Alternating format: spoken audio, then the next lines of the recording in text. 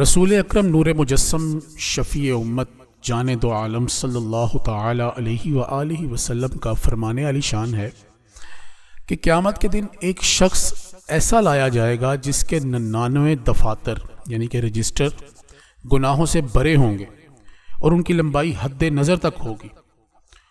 پھر اللہ تبارک و تعالی اس سے فرمائے گا، کیا تو اس میں سے کسی کا انکار کرتا ہے؟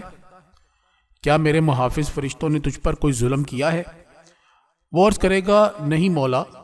پھر رب کریم ارشاد فرمائے گا، کیا تیرے پاس کوئی عذر ہے؟ وہ عرض کرے گا، اے میرے رب، میرے پاس کوئی عذر بھی نہیں ہے۔ پھر اللہ تبارک و تعالی ارشاد فرمائے گا، کیوں نہیں؟ تیری ایک نیکی میرے پاس موجود ہے اور آج تجھ پر کوئی ظلم نہیں کیا جائے گا۔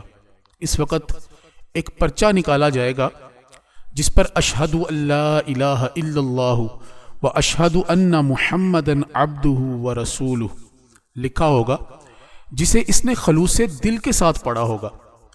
اس پرچہ کو میزان میں رکھا جائے گا۔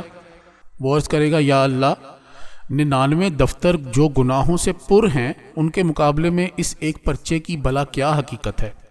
اس پر اللہ تبارک و تعالی ارشاد فرمائے گا، بے شک تجھ پر ظلم نہیں کیا جائے گا۔ پھر وہ پرچہ ایک پلڑے میں اور 99 دفتر دوسرے پلڑے میں رکھے جائیں گے، تو یہ پرچے والا پلڑا بھاری ہو جائے گا، کیونکہ اللہ تبارک و تعالی کے نام مبارک کے برابر کوئی چیز نہیں ہو سکتی، وہ سب سے بھاری ہے۔